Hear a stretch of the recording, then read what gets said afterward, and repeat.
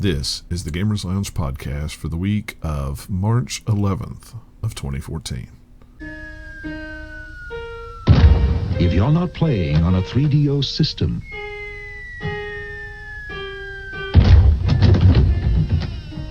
what are you playing with?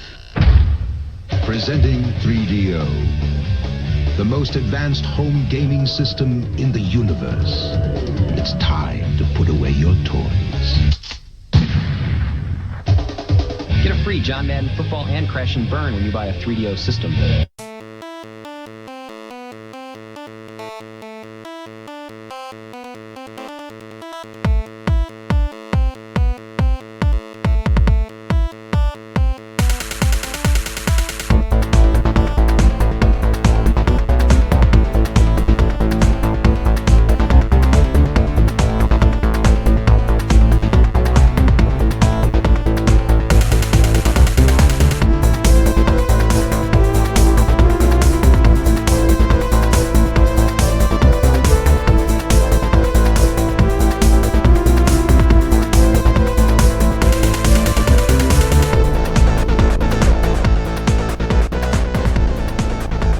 Hey everybody, welcome back to another episode of the Gamers Lounge podcast. My name is John Meadows. With me as always, Erik and Nathanael. What's going on, guys? Not too much.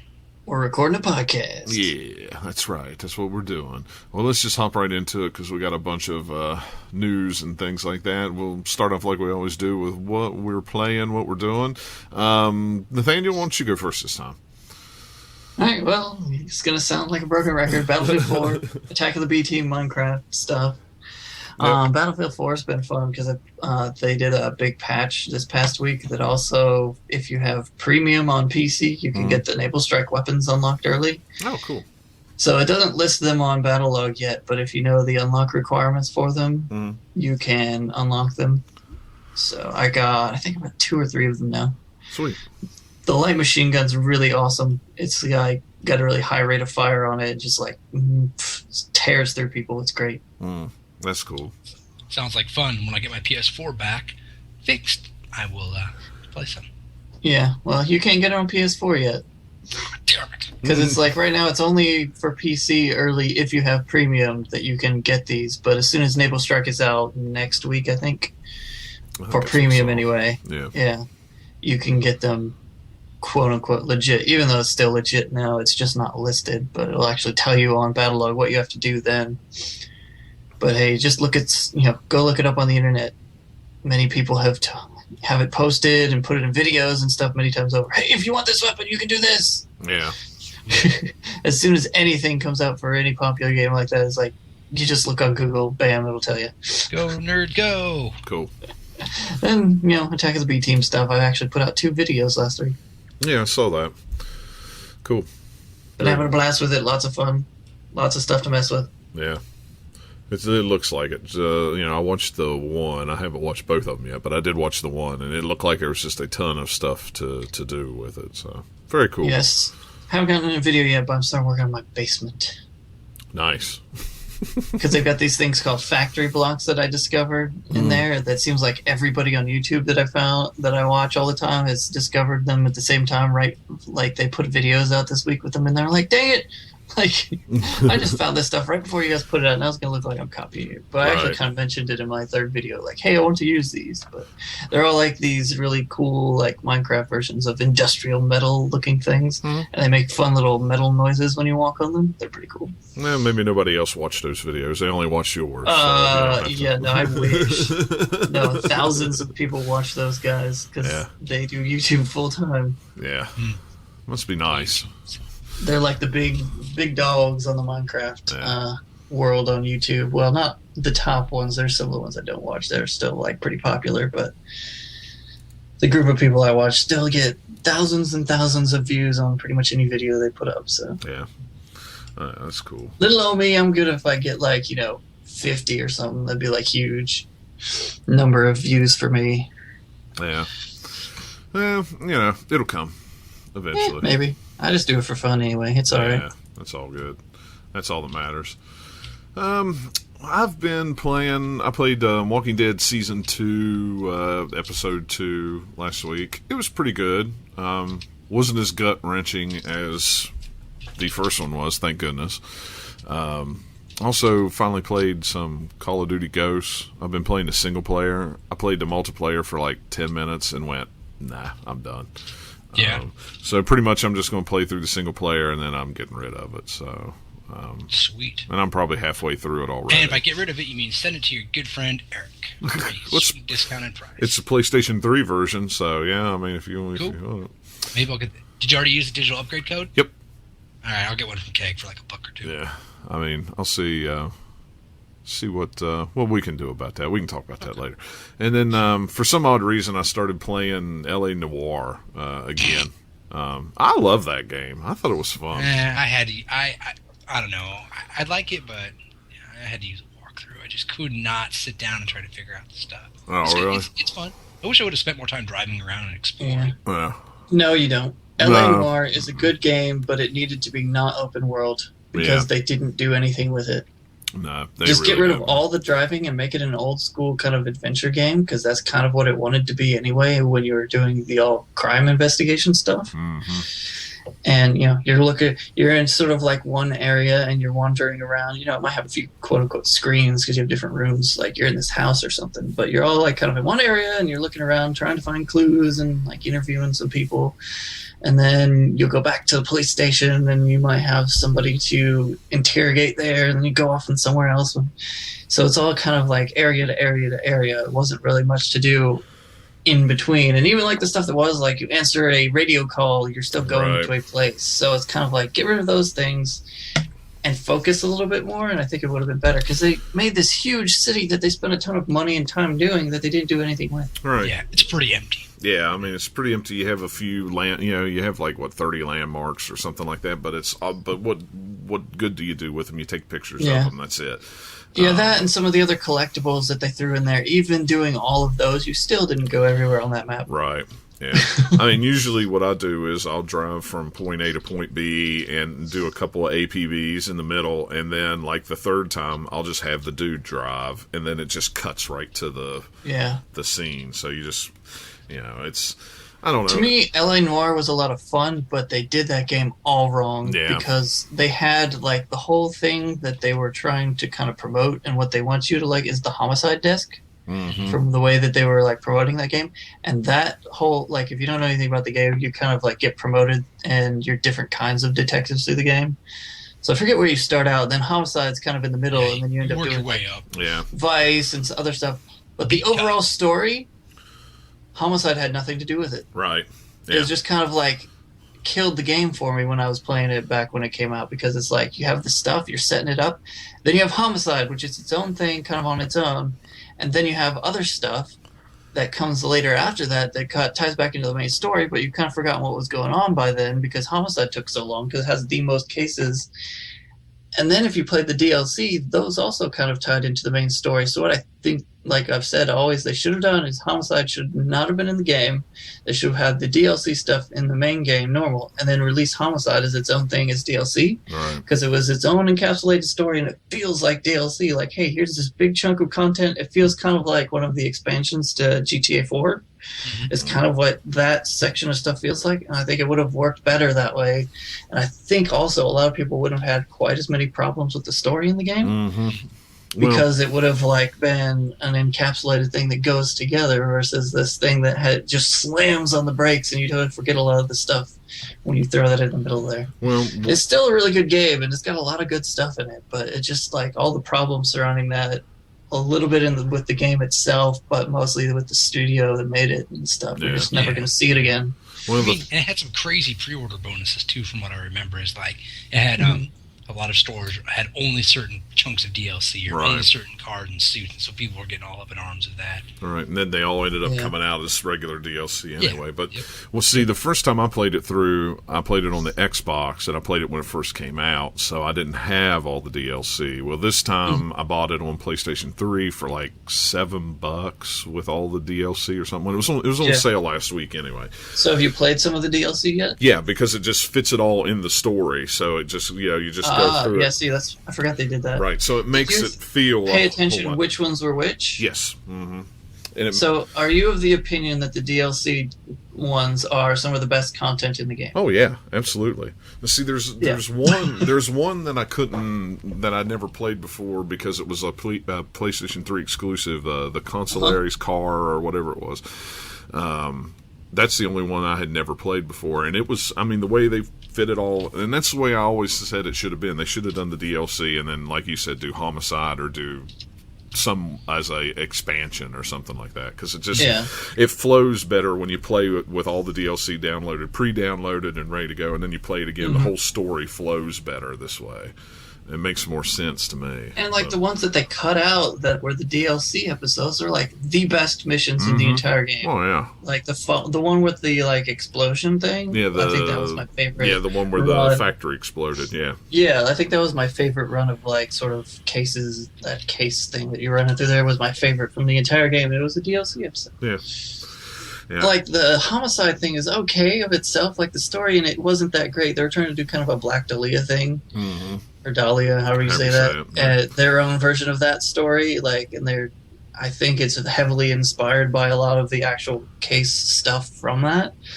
But the problem is it just doesn't fit with the rest of the game. Right. Yeah. So if you played that like that as its own thing, it might have worked better. Or they might have, if they'd waited and had that as DLC, they could have polished it a little bit more with the story, maybe. Who knows? I mean, this is all what ifs, but... I don't know. I've just been, where I've been playing Shenmue, it's just, I've been kind of in the mode for that game, and believe it or not, LA Noire feels a lot like Shenmue in a very adult way. Of course, because you're doing, but I mean, it kind of does. You kind of do the same thing that you did in Shenmue that you do in LA Noire, except you're doing it in more of a different story. So, because it even kind of feels like it when you're walking around, because you're kind of stiff. And I kind of want them to do another LA Noire just at regular Rockstar. Yeah. Hopefully, maybe they'll eventually do it because they like the property. Like, hey, we've got name recognition or something, because there aren't very many noir video games, and it's a cool setting. Yeah, it's a really cool setting. I liked it. I like it a lot, and it's funny because it's like I've got all these other games I need to play, and here I am sitting here playing this game I've already played before, and it's like, what the crap am I doing? Yeah, it's a really good game that is hampered by just a few like structure issues and things, but it's got a lot of good stuff in there. Yeah, it really does. So what have you been playing, Eric? Nothing. I'm that boring. Dead, season 2, episode 2. All right, moving on. No, sorry, you already said nothing. No, I said nothing. Yep. Hey, it was one of those things I fired up. I was like, I'm going to play like an hour, because I'd heard it's about 2 hours long. I think I asked you on Twitter, too. Yeah, it only like an hour, I'm going to sleep. Nope. Had to finish the thing. Straight through. How long did it take you? It only took me like an hour and 40 minutes or less. Maybe an hour and a half. Yeah. Like, there weren't as many gut punches. Definitely. They have toned it down. But it looks good, but the second episode is always the one where it's kind of like, meh. But the first season, the second episode is really good. Yeah. It's fun. It's good. I also played Batman Arkham Origins. I started that. It's like Batman Arkham City, I guess. If you like the previous games, I guess you'll like it. I don't know. Yeah, I loved it. I mean, I got it for like $15, so I should probably... I'll try to finish it. I'm guessing it's less than 20 hours. I don't know. I don't remember how many hours I'm into it. And then something... I know you're a crazy completionist, and you're going to get everything. Oh, Lord, no. I'm not. Stupid Riddler things. No. That annoy me. I didn't. I won't get all of them. I'll get most of them. Arkham Asylum was the only one I did that with. Does Arkham Origins have as many as City had? No. Because there were tons of them. I got them all, but there were tons of them, like, I think 400 something question marks all told. It was ridiculous. I don't think it's that many. I don't remember off the top of my head, but I don't think it is. I think it's about half that. In Arkham City, it was worth doing them all to get the sort of Riddler showdown final mission and save all the different people. But I think you could still... That was only like half of them you had to get in order to do that. Yeah, because I did it, but I didn't get all of them. I got most of them, though, in Arkham City. Yeah. I don't really like the challenge maps either, but that's just me. And I've been playing some GTA 5 multiplayer just a little bit. And I got my 2DS in, so I fired up Zelda, A Link Between Worlds, and I played. It was great. Got some on the TV, watching TV, playing Zelda. It's all good. Yeah, this Zelda game. That's gonna keep me busy. Yeah. I need to find a couple other things to play, but that will be good. That'll be good for the PAX trip too. Yeah, I like that game. I like that game a lot. It's pretty cool. I haven't played as much as I need to, but yeah, I got a really good deal on that 2DS. But let me tell you, the guy that had it before me was a heavy smoker, and the whole system just reeked. But it didn't really I mean, in hindsight, I don't really care that much, honestly. Well, it'll eventually work itself out. It always does. Some people care, some people make a big deal about it. Yeah, it's like a buddy of mine. Some people have to care. Like, my wife's allergic to smoke. Some stuff. So I am too. If you're shopping for something like that, you gotta pay attention to that stuff. Yep. Yeah, I am too. A buddy of mine, he always does my computer stuff for me, and he gave me a Mac, his old Mac, and it's set in here, and it took a couple days for it to air out because he smokes in the house and smokes around his computers. So of course it's always sucking in all that and blowing it back out. So, but it eventually blew it out, and it's fine now because I'm allergic to it too. It drives me crazy, but I pretty much just hook it up in a room, close the door, and let it run for a couple days, and then come back and I'm like, it's a whole lot better. Plus, I have a air purifier thing that runs 24/7 in the house, so that helps. 3 dogs and 2 cats, you have to have something like that. Sits right next to the cat's room. Oh, the poor cats. Well, that's what they get for crapping in their litter box. Yeah, we had to. Animals are funny. Yeah, they are.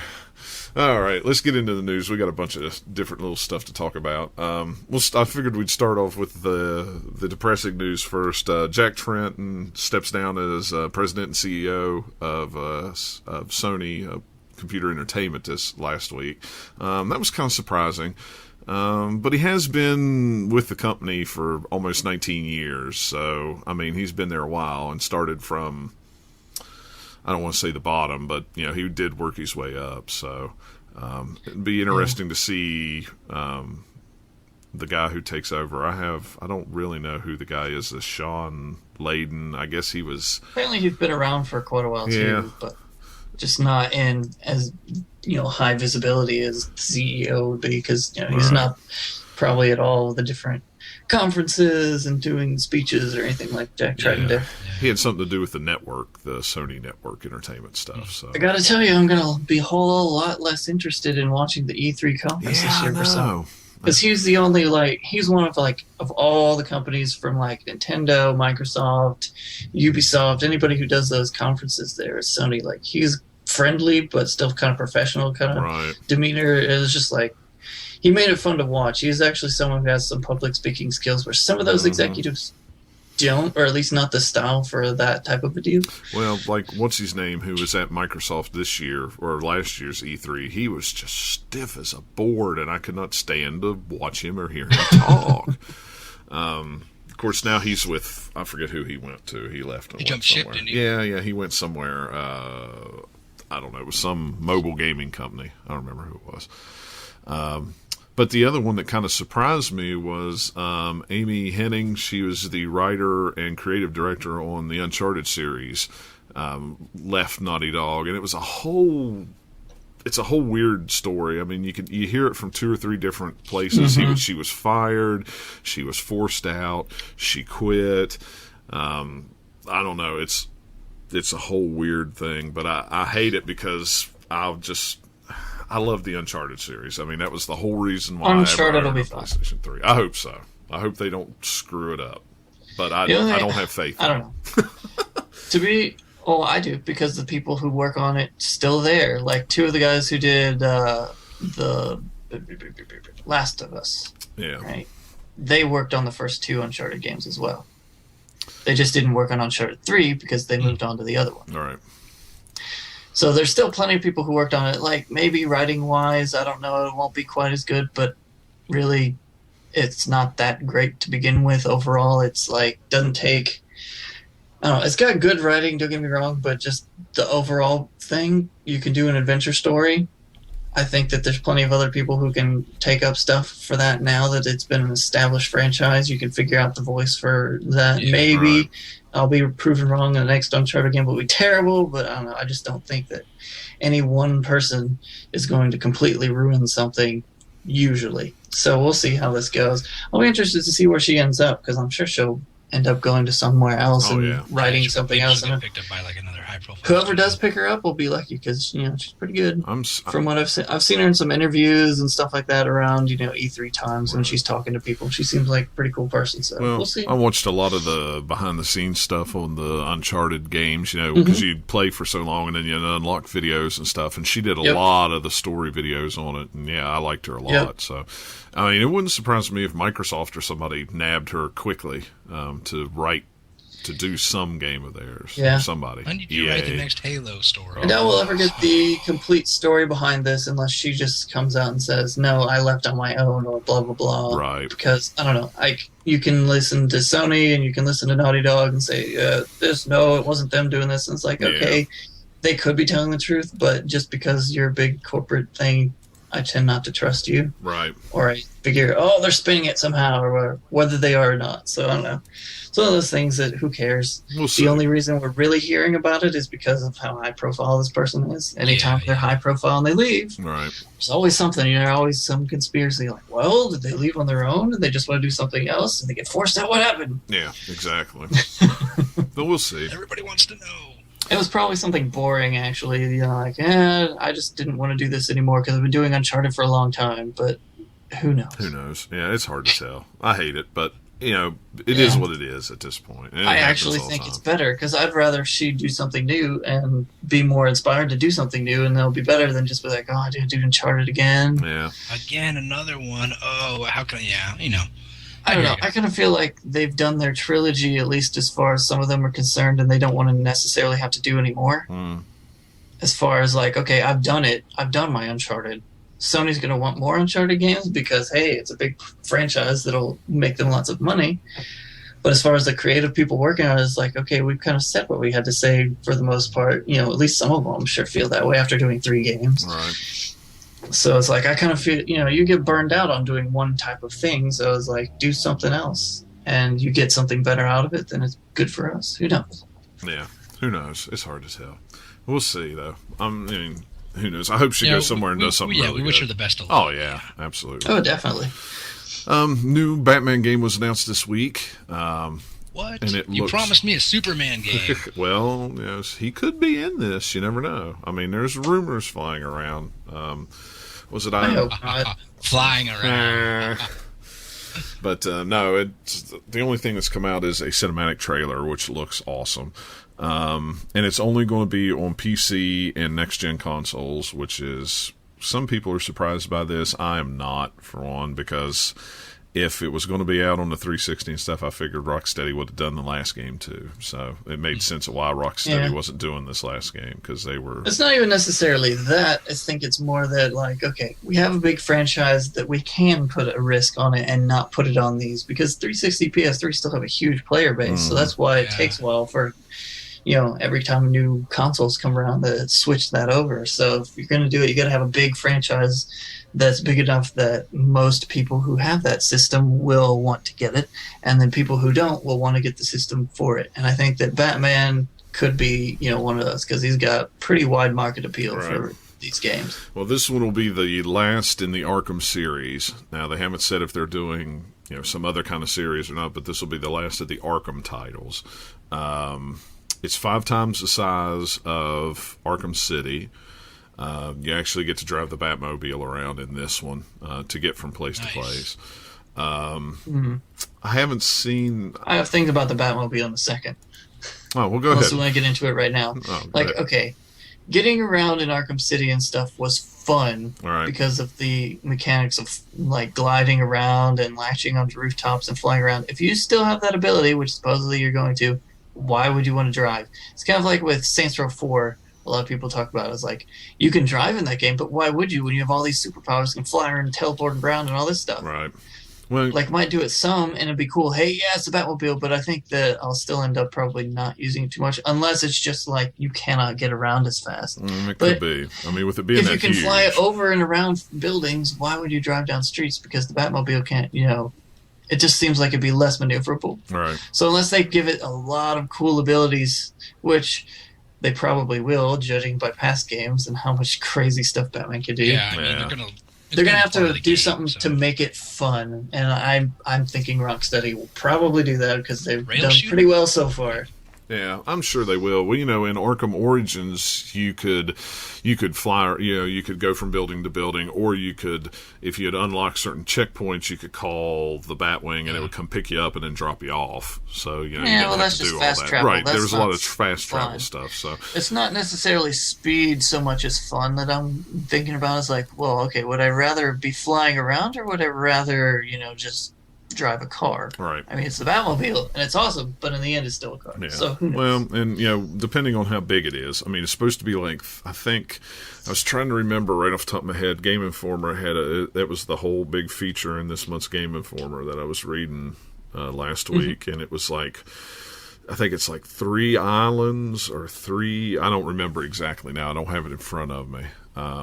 Anyway, so they can make it kind of like a GTA where you have different areas connected by bridges or something. Right, like GTA 4 or whatever. What it kind of sounded like. It sounded like it was going to be really, really big, but they hadn't really shown a whole lot of it yet. Which I'm assuming that by the time E3 rolls around, we'll start seeing a lot more gameplay footage and stuff. But it takes. That's what I'll be interested in because I want to like the Batman games, but I want new stuff too. Right. So the Batmobile is a start, but there's got to be other new stuff in there, mechanics wise, that will make me really excited. Because again, it'll be Batman. I'll be excited for it. Be like, yay! But I don't want to play the same game again. Yeah. Because I've already got those. Yeah. Well, all they said was. So they haven't gotten to that point where they're even going to even talk about that yet. So I'm kind of waiting, thinking cautiously optimistic at this point. Yeah. Well, what they say is, you'll be able to, glide and grapple, but you'll be able to drive the Batmobile that'll, quote, test your driving skills, which I don't know what that means.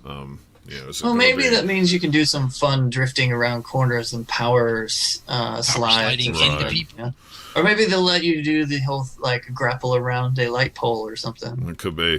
Yeah, I mean, I don't know. Or maybe they're going to combine everything that you've ever seen the Batmobile do in movies and cartoons and stuff. You can drive on rooftops, and they'll have a motorcycle out of it. Let's try and make the Uber Batmobile that has every single version that you've ever seen. So we can even do the old school Batman TV show Batmobile if you want. You can change. You can pick which one you want.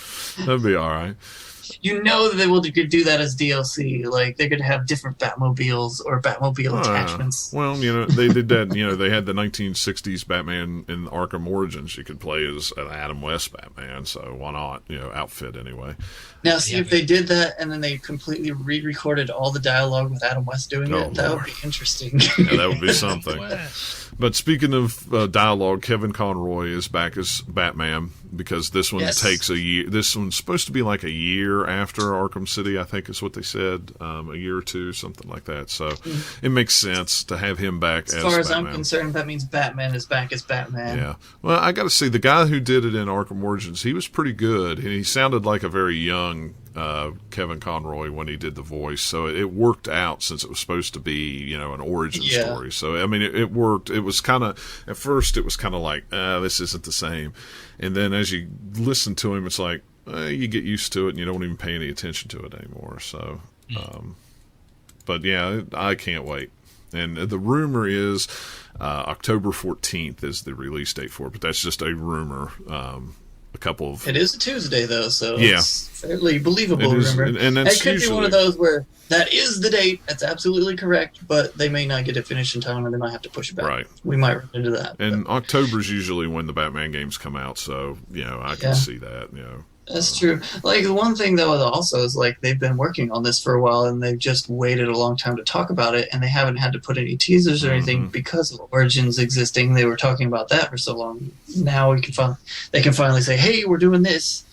And oh, by the way, we've been working on it for a long time, so yes, it's coming this year. So I don't know. We'll see. Okay, to take a path of diversion here. Did you watch last week's Arrow? Yes, I did. Oh my gosh. Is that show not getting good? Holy fright. No, it's not getting good. It's been good and getting better. Well, that's what I mean. I mean, is it not getting better? And it's just insane. This second season, they're pulling in many more different things from DC Universe into it. It's just going nuts. Did you see the half-season trailer with the Suicide Squad in it? with No, I don't watch previews for like dude, that show because I'd rather be surprised by it. It's awesome. It is. But I know that it's probably coming just from they teased it earlier. Mm-hmm. So I knew they would probably get to it eventually. Yeah, I mean it looks awesome. I saw the half season trailer today. I watched it, which it had a lot of stuff from last week's episode, so it wasn't like I was totally surprised by it, but I'd known some of the characters that they were bringing out in the next couple of weeks anyway, but yeah. But yeah, this last week's episode, they definitely spent a bit of money on it, although it still looked cheap a couple times with the freighter, with the flashback stuff. Where, like, there's just one particular flyover shot where it's like, man, whatever camera angle or lens you put on it this time made this look really tiny, and you're trying to make it look big. It's funny that you say that, because there was, when they were on the deck when the ship was exploding, that it reminded me of Indiana Jones and the Last Crusade, and it looks so fakey. You know how the boat at the beginning of, was it the Last Crusade? Or well, it's hard to make a boat look really good when you're filming on just a set, right? Because that's obviously what they're doing. Like, they don't have the budget to go and build, get a freighter and go out and do it and do all this crazy camera rigs that's required for filming on water. Yeah, they can't do that quite as well. But there's the thing is, like, whatever freighter boat they're on isn't technically that big, but you can make it look big by the way you shoot it. And there's just a couple shots in there. Like, sometimes it looked fine. It was like, yeah, this big battle's going on. But then there's a couple flyover shots. I was like, oh, okay. Yeah, I thought it was good. I like where they're going. Oh yeah, with it's really good. Yeah. There's a couple of my friends that don't like that show and they think it's terrible. I'm like, really? What?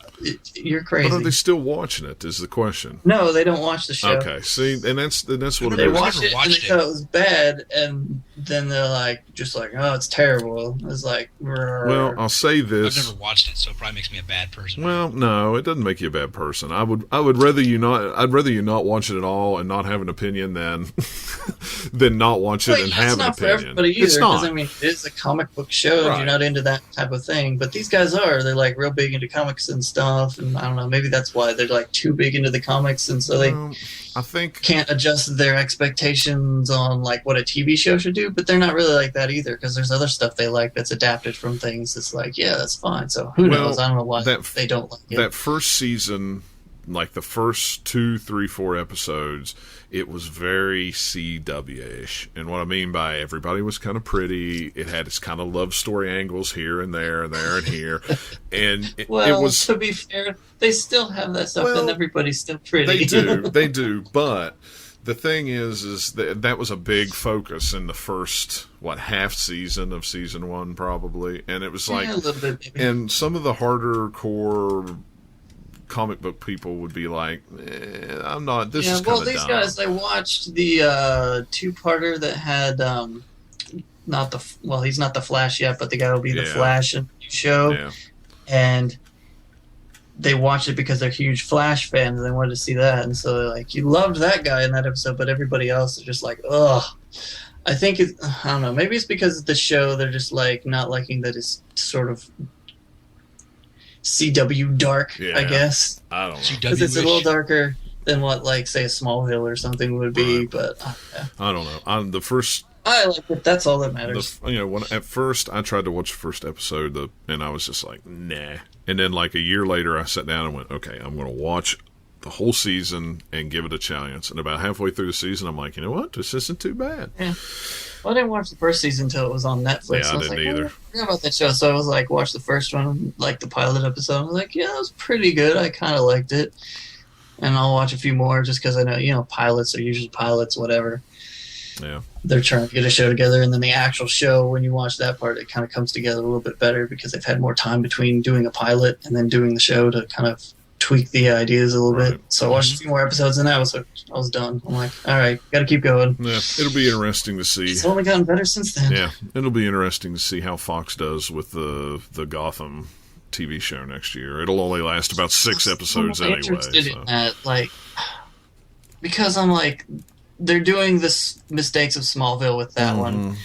to me in that, like, he will never be Batman. Yeah, it doesn't matter. So, it's I want to watch a Batman show for Batman, or if you're gonna, I don't know, it's just weird. It doesn't matter. That just seems weird. It's on Fox. It'll only be about 6 episodes, and they'll cancel it halfway through, so it doesn't matter because that's what they do with all their good shows. Yeah, even if it's good. Not all of them. There's like usually 1 or 2 that they'll latch onto for seemingly random reasons, and they'll keep them on for a long time. Firefly. But then there's a few others that are good.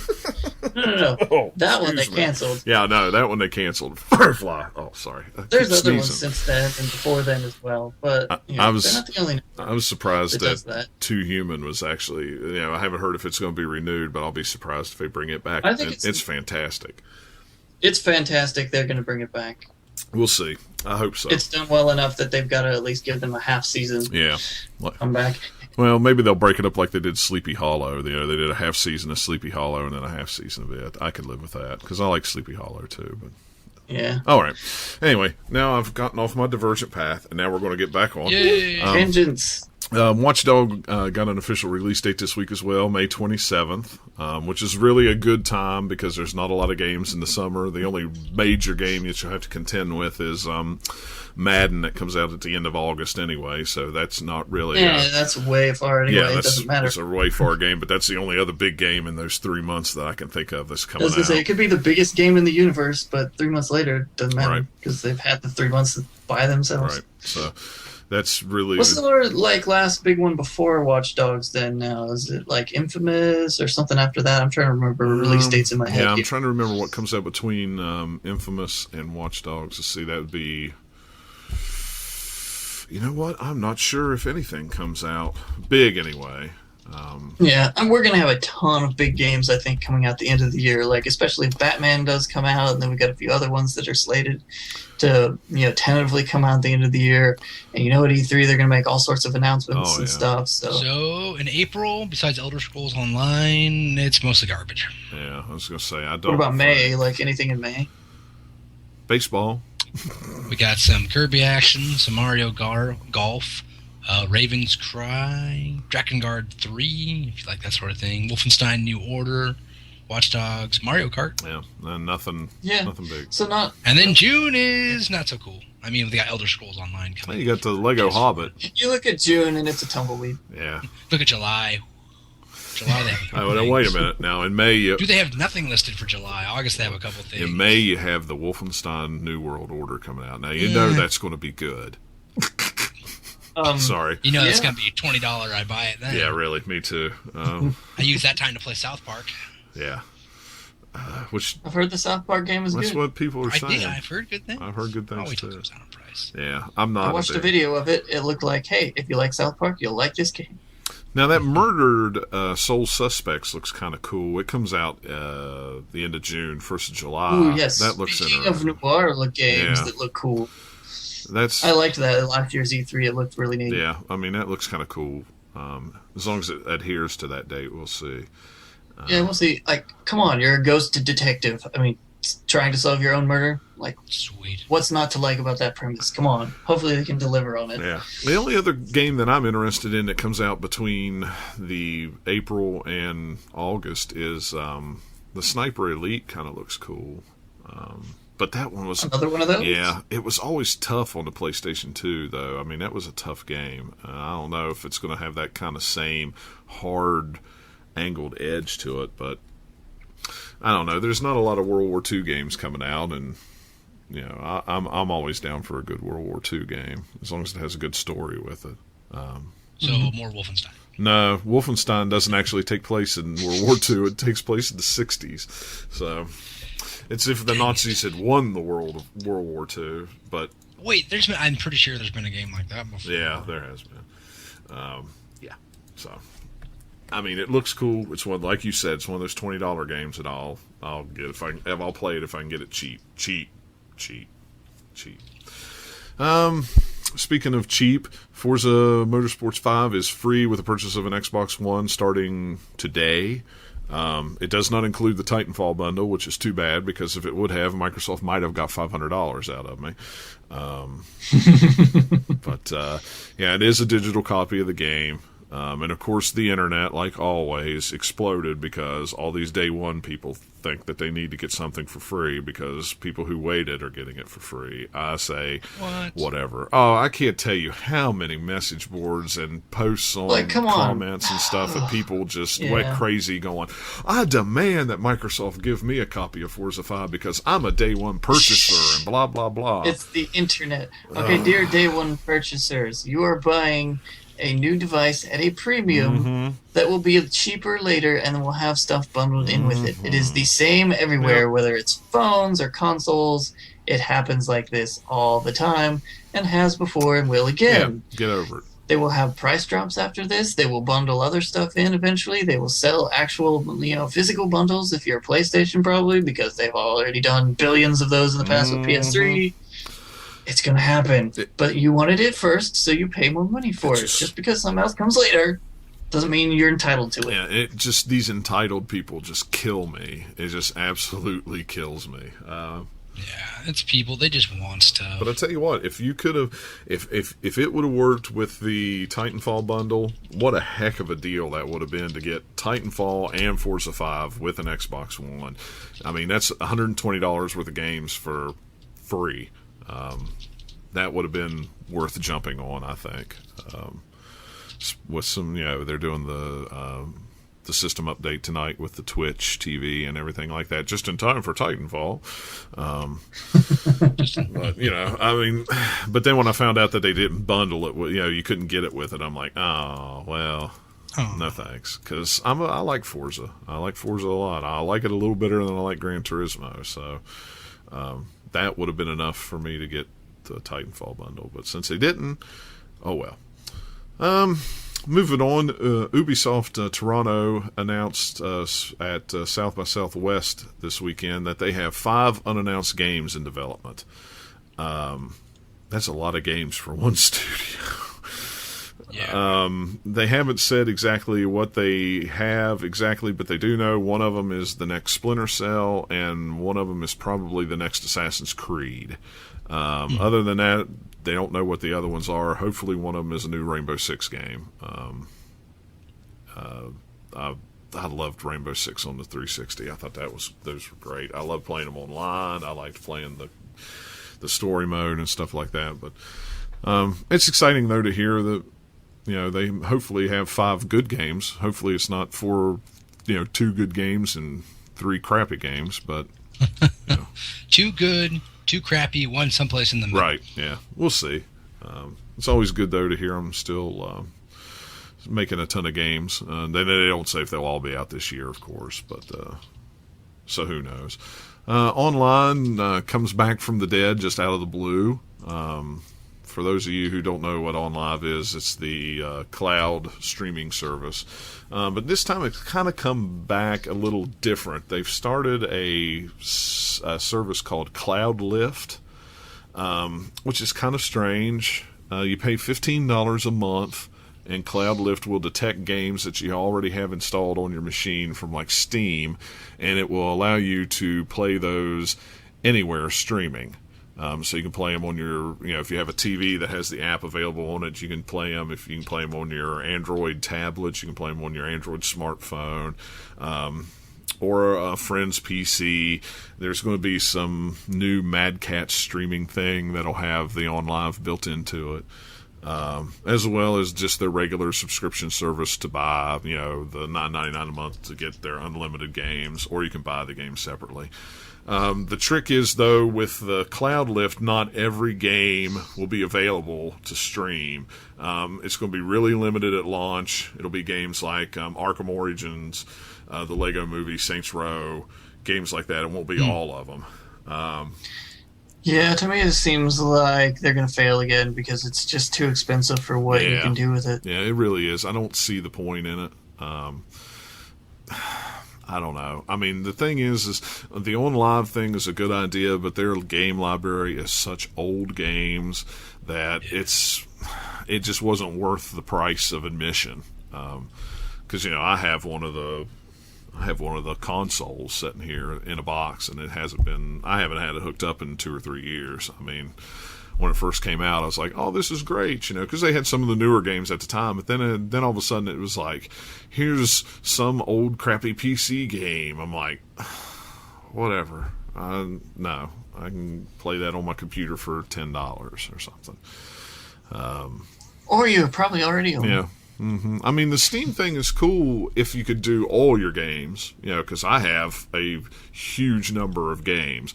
Oh, and by the way, I figured out how you share games on Steam. I actually have to give you my login information, and you have to log into it on your computer, and then authorize your computer to use it. So that's why they tell you to have Steam Guard activated and trust who it is that you loan your account to, because you actually have to give them your login information. So you mean it works like what the name actually is and not how people want it to work? Yeah, believe it or not, it's amazing, isn't it?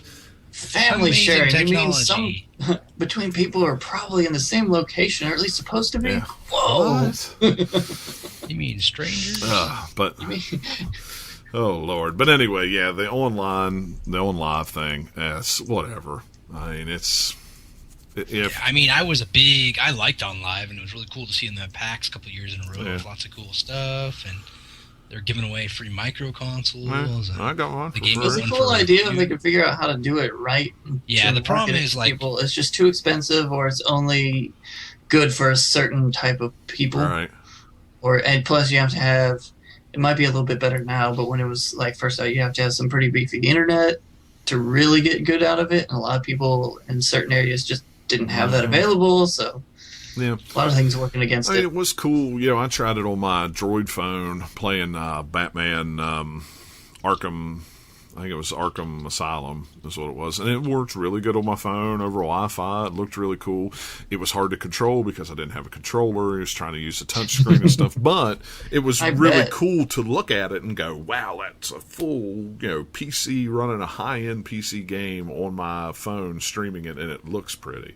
But other than that, I never used it. I was like, one time, oh wow, that's cool looking, that's awesome, let me just go on and I like the micro console, but the streaming service it offered, it was cool. And I had I'll say this I guess on the show, I had a journalist account, so I got a bunch of things for free, but it never looked as good as what PS3 and it didn't. So it was fun, games were fun, and it's cool to see people watch you and spectate and things like that, but I never really played that much of it.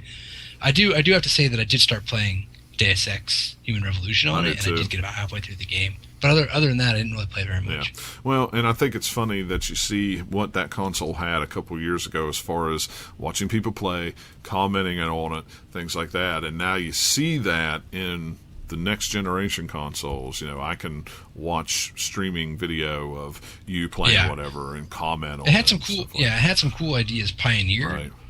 It was a really cool idea. I remember, totally random, but I also saw Lego Universe there at PAX that year, and I remember talking to those guys, and that folded within a year too. Yeah, Lego MMO. But no, On Live's a cool.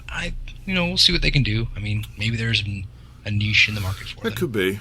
Speaking of streaming games, I'm going to jump down a little bit. PlayStation Now game prices possibly leaked. There was a video that was on the. I don't know how you say it, Gaki, the PlayStation Now. I think it's Gaikai. Gaikai. I don't know how you say it. I'm terrible when it comes to pronouncing things anyway. So I'm not good at words. Yeah. Sorry, I just have a 12th grade West Virginia education. That's the way it goes.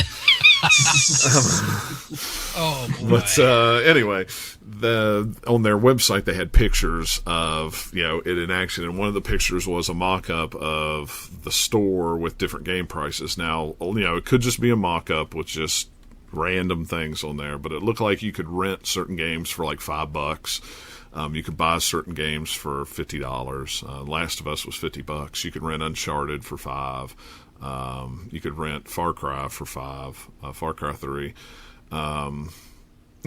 It's interesting to see these things and see if they're just a marketing thing and stuff like that.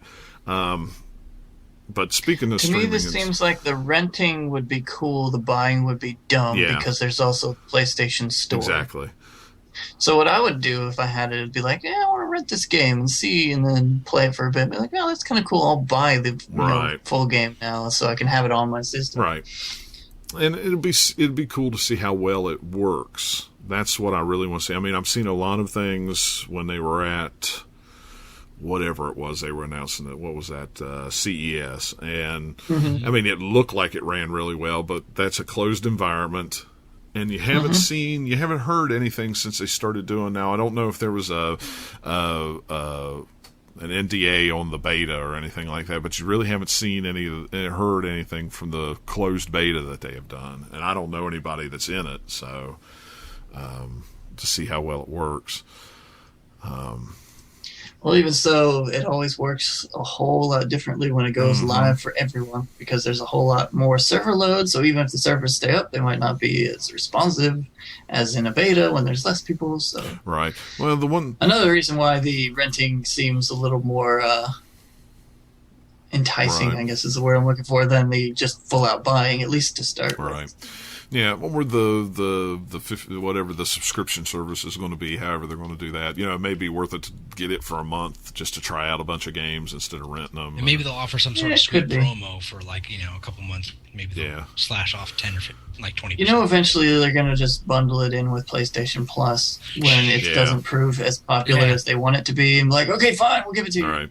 Or give you some discounts or something. Well, what I'm at least hoping they do is, they could look through my account and games that I own, I can play them streaming on my PlayStation 4 or my Vita. But they haven't said if they're going to do that or not, because now these crazy sales they've been having, I own a lot of digital games on the PlayStation 3. So, it would be kind of cool for them to ping my account and go, okay, John bought Red Dead Redemption. That's a streaming game. He owns the digital version of that game, so he doesn't have to pay a rental fee to play that game streaming.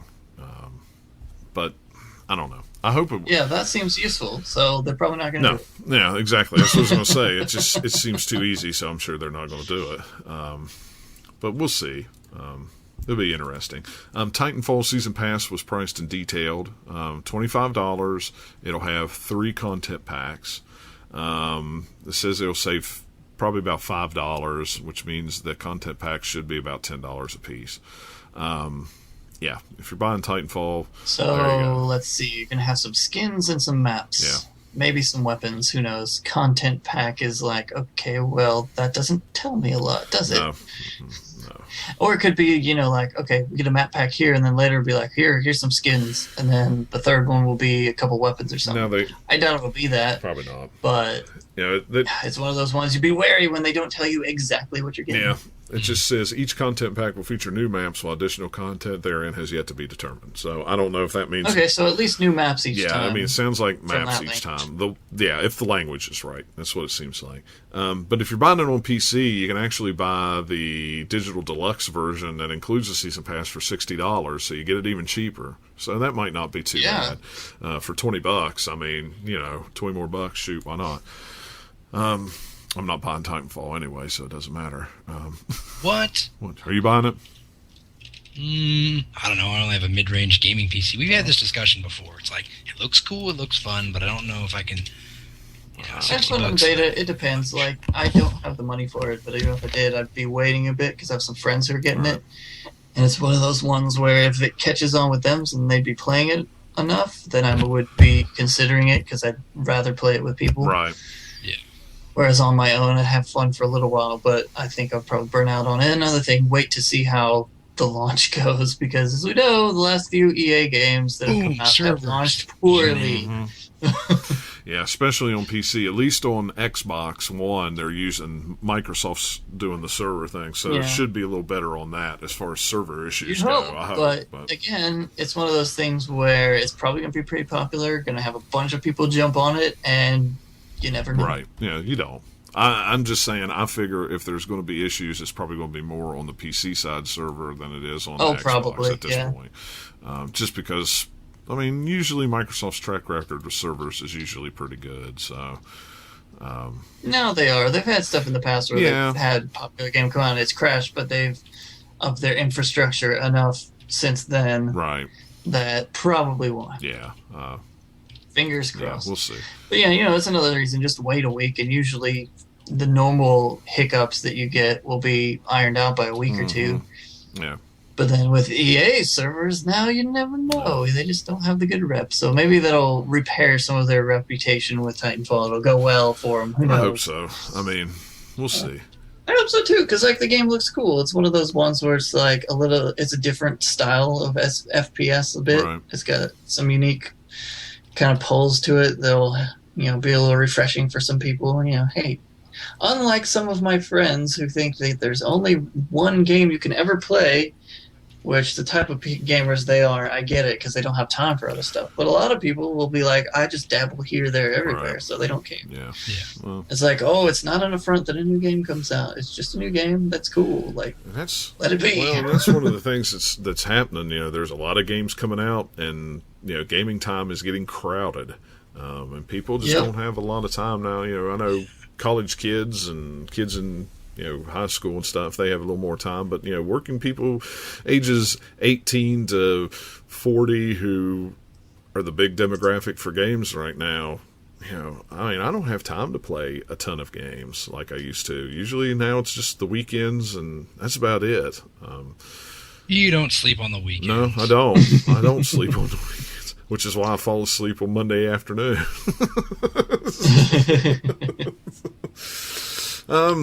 The big. What's going on? See you sleep again here. Yes, I am. Yeah.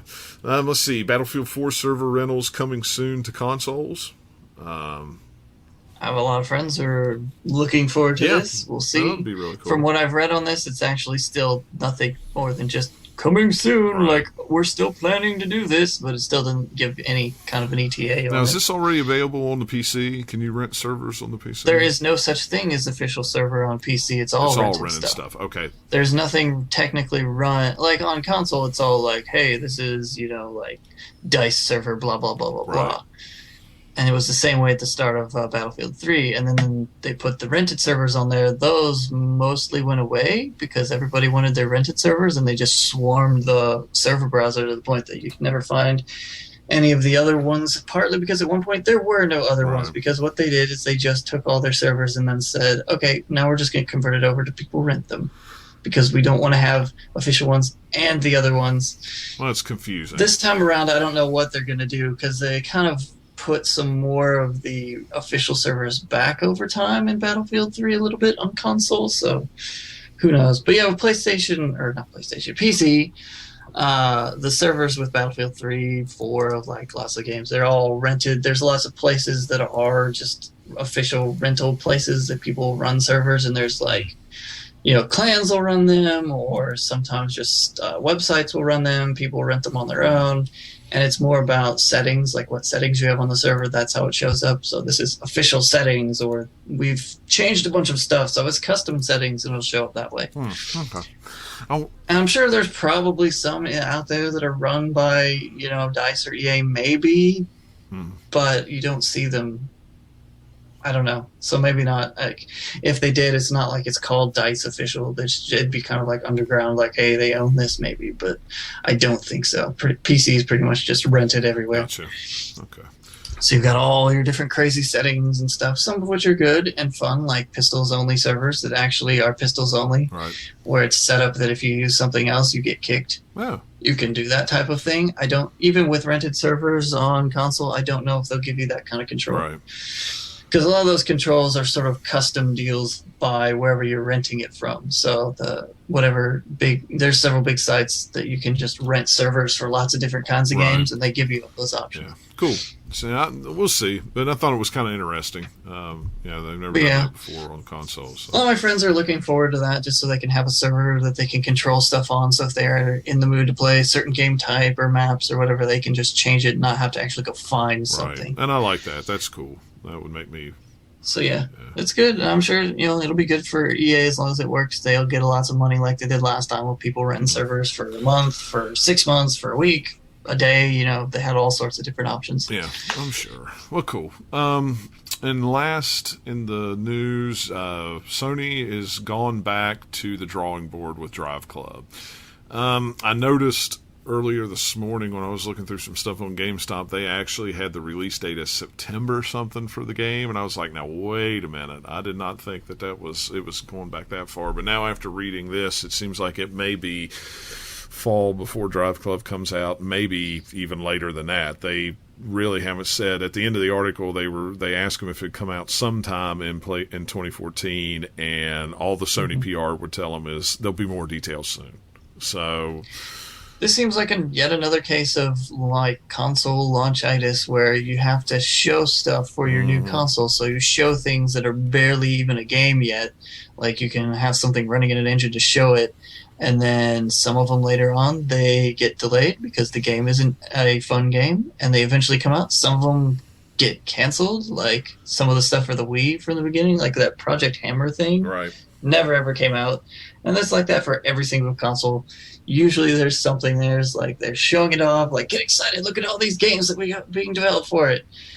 Well, and that's what's... But later in the life, that still happens, you just don't see it as much. It's just the launch, they want to show stuff, so they put stuff out perhaps before you would normally see it or ever see it, period, and then stuff happens and then it goes away. Or it gets changed. And that's too bad because, Sony really doesn't have a good racing game on the PlayStation 4 right now. Xbox One has Forza, and, PlayStation has the Need for Speed game, but so does Xbox One. But they really don't have a good first-party race game on the PlayStation 4 because their big one, Gran Turismo, only came out on the PlayStation 3 last month. Yeah. So, it's... Are they going to continue doing MotorStorm games, or have they even said They haven't said yet. And this is the same company. Because that's kind of the other big Sony franchise. Well, and this is the same company that did the MotorStorm franchise that's doing the Drive Club. So...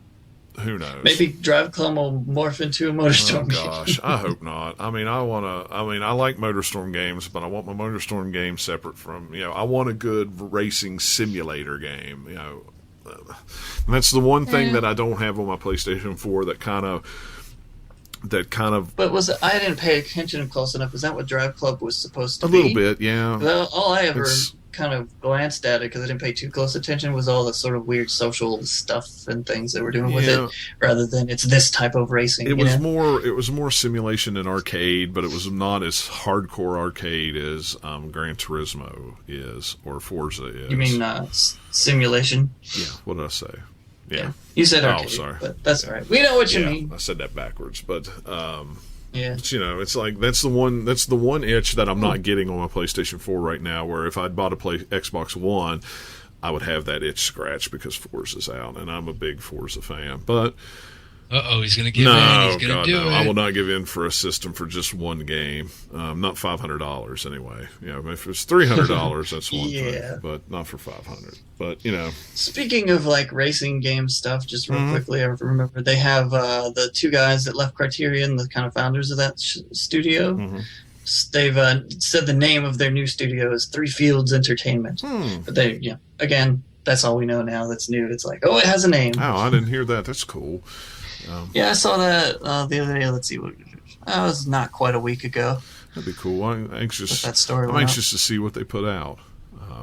I love the Burnout games and some of the stuff they put out. So it depends, again, what teams they can put together. I'm sure it'll be racing, because I'm pretty sure that those two guys are like, hey, we love making racing games, so we're going to keep doing that. I hope so. That'd be cool. Who knows? We shall find out in the future. Microsoft's VP sat down at South by Southwest this weekend and talked about the games with gold becoming more true to gamers' expectations. Now, he did that with Polygon.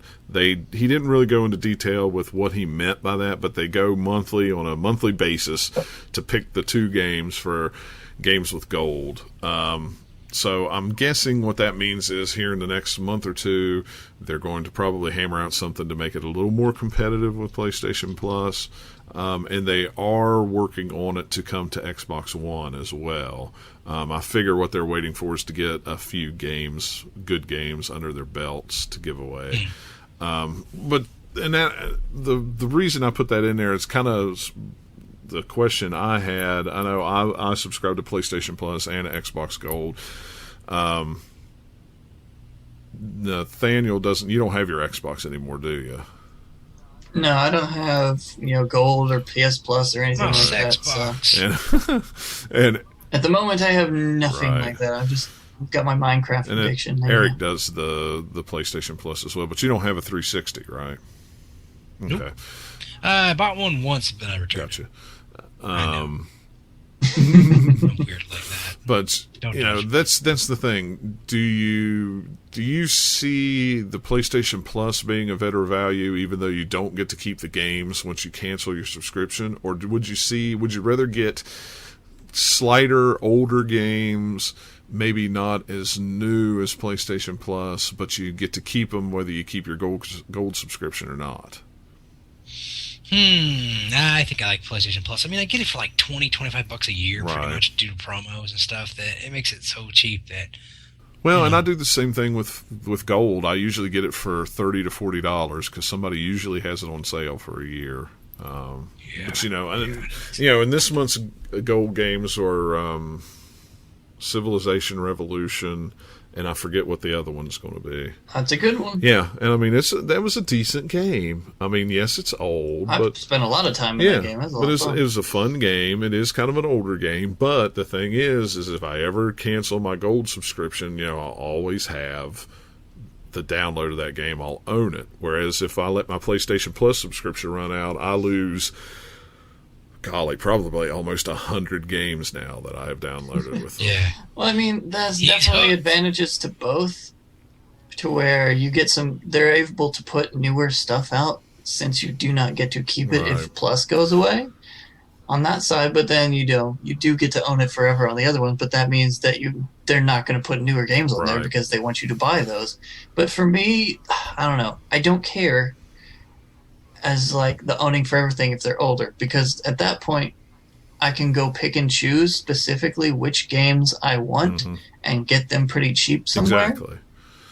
That I don't want to just have to rely on whatever ones they're just going to offer randomly and keep paying month to month and get a few here that I probably like, but then I can just do it probably cheaper or in the long run, just picking and choosing which ones I would want from, all the different places you can just buy games, Well, and I think Sony.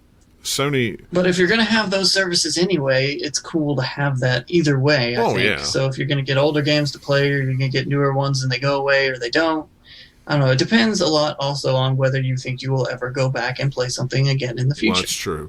But and it also depends on, like, okay, am I going to get PlayStation Plus and then not have it and because I don't want to pay it anymore, or are you going to be still probably paying for it to do the multiplayer or, all the other stuff you get with it for a long time so you still have access? It's just one of those trade-offs that kind of it's different for each individual in their situation. Well, and I think another thing too, it Sony, with doing it the way they're doing it, more people are liable to stay with the service just to keep some of those games too.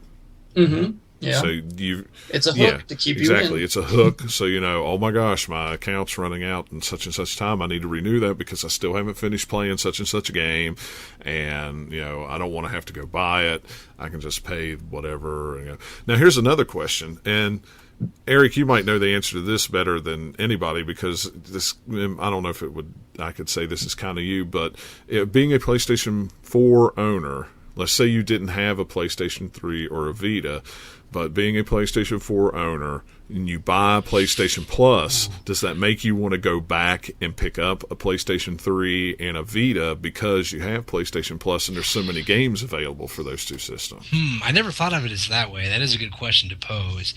Potentially, can yes. you get all those games on PS3 Some still? of them you can. No, that's yes. Some of them you can. Some of them they run for so long. They expire. But the thing is, if you don't have, like, let's say you bought a PlayStation 4 in November when it launched, and you bought PlayStation Plus that very day, as long as you went online and downloaded those games to your account, they will be there. So whenever you do buy a PlayStation 3 or a Vita, you can go back and download them, and they'll still work. You could do that. Yeah. So. Provided that, but see, if your hypothetical scenario is just buying a PlayStation 4 and you never had a PlayStation 3, a lot of those games that came out for Plus during that time have expired by now, so you wouldn't have access or even the opportunity to put them to your account. Well, now. that's true, so but you still get. It's just one of those you'd have to look and see what was there, and if you're interested in it at all, still. But what were you going to say? Those are all good things. I mean, I don't know if I would go back and necessarily buy a Vita. How about we'll put that? Sorry, gotta be the man. Gotta take a side here someplace. But I think I would go back and get a PS3. I mean, there's just the PS4 is nice, and yes, the PS Plus stuff is cool for PS4, but for the PS3, there's just so many good games, and the games are so cheap right now. and all that stuff that's coming out for PS3, PS Plus stuff is newer things in the last couple of months. Or okay, how about the last 6 months? We'll say that 6 months to a year. Yeah. Because Remember Me just came, and that was like. Well, I was going to say, let's see what's on PlayStation Plus right now. I know Remember Me. I know Metro. Last Light is on there. I can't get the blog to come up where I've got the list. Here we go, Lone Survivor. Like right now, if you went out and bought today, you get Lone Survivor, Tomb Raider, Remember Me, Payday 2, Brothers, BioShock, XCOM, Little Big Planet Kart Racing, Uncharted 3, Binary Domain, Borderlands 2, and that DYND game. I can't pronounce it, however you say that. But, and that's just the PlayStation 3 games. There's only 2 PlayStation 4 games and 6 Vita games right now. Yeah. I mean, I don't know. If I did not have a PlayStation 3, I probably would go buy one, just because, if 4 was the only system I had right now and there's not a whole lot out on the 4, it's like, well, I could go get a 3, buy a used one for cheap, and still have 1, 2, 3, 4, 5, 6, 12. We'll have a ton of games to play. 12 games to play while I wait for something else to come out on PlayStation 4. I don't know. I mean, yeah, if it's one of those ones, is if you never had a console from like a PS3 or 360 before, right, it would be very tempting to get one used right now because, hey, I could have something to play. If I'm going to have PS Plus anyway. Mm-hmm. But if you already played some of those or you already had that system, you might not be interested in it. So, yeah, again, it's just like varies from people to people. Yeah, I mean, it is. But it brings up an interesting it does. Topic or interesting thing to think about because it's like, mental conundrums. Yeah, I mean, because a lot of people. I just made that up. Can you tell? But a lot of people, they and the GameStop that I go to. I know the manager. We were both assistant managers together when I worked there, and he's like, I said something about Persona coming out coming out next year, and he's like, PlayStation 4. I was like, nope, it's on PlayStation 3. I don't care. I don't play it on PlayStation 3 anymore. And I just looked. Yeah, maybe. And I just looked at him. I said, maybe he's moved Yeah, on. I'm like, well, I just looked at him. I said, well, then you're not playing very many games, are you? I said, because I'm playing a PlayStation 4 too, but I get that too at some point though. It's like you've gone to the new thing, you've seen new stuff, and you don't want to go back to the old stuff.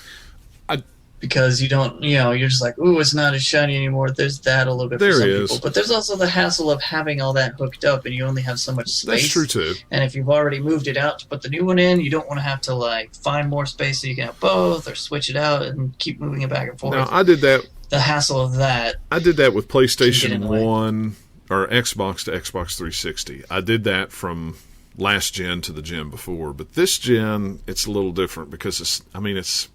So far, it hasn't been that big enough jump that I'm like, oh my gosh, these graphics are so good. I can never go back to playing some crappy PlayStation 3 game. But it wasn't that the last time either. I don't know. Because you compare some of the games that were at the end of PS2, like God of War 2 or something, compare that to some of the launch titles for PlayStation 3 and 360 and stuff, like the very first games that came out.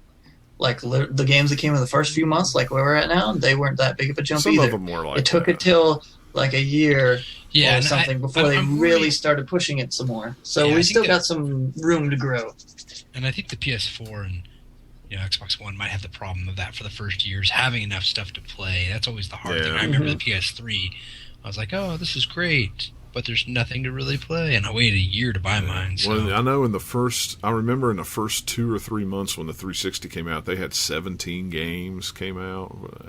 And like this time around, neither one of them have had 17 total in 4 months. I don't think anything good anyway. Retail games. Yeah. Well, it's like with the launches, you have a bunch of games. A few of them are actually worthwhile that you might want to play, and then a few of them are okay, and then there's some that are just bad. Yeah. And you got to have that pushing point too with game releases where you got enough people developing on it to where you finally get over the tipping point and start going where there's a ton of games and it's like a cycle like you were used to with the last gen where there's like plenty of games out for it. You got to get that snowball rolling. Yeah, it's true. But I thought it was interesting interesting topic. Now, what's this BBC launches update to Hitchhiker's Guide to the Galaxy text adventure?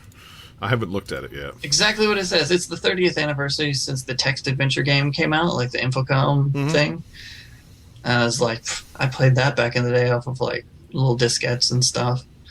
And it's had a few iterations over time, but it's based on, Hitchhiker's Guide to the Galaxy, the book, and I think Douglas Adams even had a little bit to do with it, if I remember right. I could be remembering wrong, though. He could have just had some like approval on it or something back in the day. But like all of them, like I remember him talking about it. Douglas Adams doesn't care that all of his Hitchhiker's Guide to the Galaxy different adaptations are slightly different, because he thinks that each platform or medium has its own thing that it does kind of well. So, I mean, back in the day, they had the book. There was a radio play on, probably through the BBC, I don't remember. There was like a mini-series on TV at some point, and then later on, long way later on, was the movie, and, they each have kind of slightly different, wrinkles to the story. Like, they keep the main stuff, but they do their own little things to kind of change it up. The game is kind of like the book on steroids as far as details go. So you got kind of some of the main things that it hits, but you play different characters, which is cool, which you don't get in any of the other stuff. So you have different sections of the text adventure are from different perspectives, and you play the main character Arthur for a while, then you go into Zaphod for a bit, you go into Ford, like if you know any of the characters. There's little different bits to the game. There's stuff in the game that's not anywhere else. There's a whole bunch of like crazy ways to die. Like if you've ever played a text adventure, this is probably one of the hardest ever to complete, especially without doing a hint system, which they've built into it at some point. To where you could just get the hint system in the game. But it was like, for instance, early on in the game, you get, like all the stuff on Earth happens, and then you get zapped up to the ship, just like in the book or the movie, if you've ever seen any of the stuff. And you have like this cargo hold that you're in, and you just start in there. There's stuff around, and you start hearing an announcement over a loudspeaker that you can't understand. So it's just like garbled text. And there's this vending machine with a babelfish, which if you know Hitchhiker's Guide lore, it's like a translation thing. You stick it in your ear. So you try and go over there to get it, and it like does all this crazy convoluted Rube Goldberg machine where it eventually goes down a drain. And so you have to have picked up a bunch of stuff from the beginning of the game that is optional. You could have missed it. And set it around the room and arrange it just right so that the fish bounces around the room and lands in your ear. And you only have a limited number of, times to do this. So with the text adventure, each time you type in a command, it's sort of like passing time. Not all the time, but in this section, it's like, okay, you have like 15 times that you can type something before it moves on. And aliens come in and take you up to do, the front. So if you don't get that in there, you don't understand anything that they're saying in the next part. And they'll kick you out an airlock eventually. And you have to have done all these other convoluted things together in order to survive. And it's like that through the whole text adventure. There's, some little scene or, area you're set up in, and you have to do all this crazy stuff in order to progress. It is ridiculous. Like, you can die of depression in that game. Wow. Or no, it's not. It's exposure to severe depression, because you have the Marvin the paranoid android who's all like, I'm depressed. And, like, if you get into it, there's a part in the game you're on the ship that he's on, and you can get in his room, and it's so depressing you just die. Wow. That's crazy. It's one of the craziest and goofiest and ridiculous text adventures that has ever made. I played a few of them back in the day, and I played this one quite a bit too. It's crazy. All sorts of stuff, like you have to avoid the bug bladder beast of Trull, and you have to do so by blinding yourself with your own tail, because if it can't see you, or no, if you can't see it, it thinks it can't see you. It's so dumb. It's all sorts of weird stuff like that. And some of it's related to the book, and some of it's just let's expand something that's 2 sentences in the book that's sort of mentioned, and let's just do something weird and crazy with it. Wow, that's wild.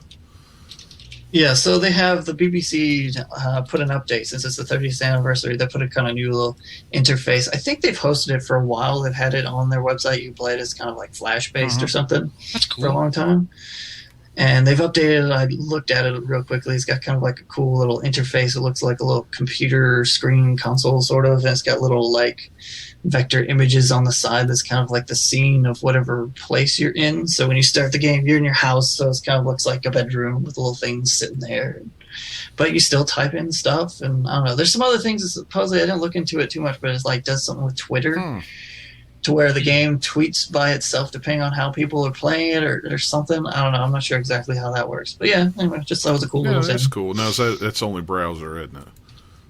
Yeah, it's in the browser. I'm sure there's ways to get the actual like text adventure to play on your PC, not in your browser, but I'm not sure why you'd want to.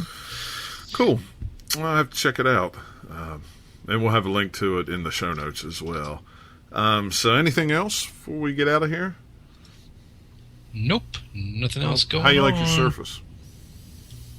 It's nice. I mean, it does what it's supposed to do. I know what its limitations are. I mean, I wish I had more apps. That's probably like the biggest complaint for some people. And that's what I was always afraid of, going from an iPad to a Surface. I was afraid that they wouldn't have a lot of apps. So, but yeah, I mean, it is fun though. It holds a good battery. Screens are good. It streams media just fine. It'll be great for the trip. Cool. And I gotta get some little protective sleeve for it. But otherwise, the touch, I have to say the touch keyboard is pretty cool. It's very natural feeling, the click and everything. It's really nice. Cool. So. I will try one out sometime. I've thought about getting it. I use Word and Excel a lot for work, so I thought about and you get mad at your iPad. Yeah, because I have to go through sometimes I have to go through hoops and ladders. I guess now that I have Office 365, it's not bad because I can just connect to Wi-Fi and then connect to it online and do everything I need to do with Office. But still, it's one step that I don't want to have to do. You're like, yeah, it's true. All right, well, if we got nothing else, Eric, why don't you tell everybody how to get a hold of us? Sure. Anyway, you can email us, podcast at thegamerslounge.com. There's dashes in the -gamers-lounge. You can follow us on Twitter at GL_podcast. I'm at Cube00. That's KUBE00. John is at JCMeadows94, and Nathanael is at Polygon_wizard. You can check out the site at thegamerslounge.com. Yep, and be sure to check it out. We had a news story, a new article up every day this week, so there's a lot or last week, so there is a lot of good articles up right now. Hopefully this week I'm hoping to get one a day out. We'll see how it goes. Sometimes it's kind of hard to get it, but I know Ryan's got something coming up, and I know you've got a couple, and I've got a couple, and we'll have the show notes on there, of course. So be sure to subscribe to us on iTunes as well. Leave us a review and some feedback. We are also on Stitcher as well now. I got that email about midweek last week, so all the episodes are available on Stitcher Radio for everybody who likes to get their streaming. So be sure to check us out, leave us some feedback, make some comments on the site, drop us some emails. We always like emails. May have some prizes to give away, for those who send us emails and everything like that. So be sure to check back with us. We should be back next week at the same time. And we will same bat time. That's what I was thinking too. Same bat time, same bat channel, and we will see you guys then. Oh, showing up age. Yes, we are very old. I'm old. All right, guys. You're young at heart. That's right. That is the big important thing. Yes. So, all right, guys. We will catch you all next week. Have a good week. See ya. Thank you guys for listening.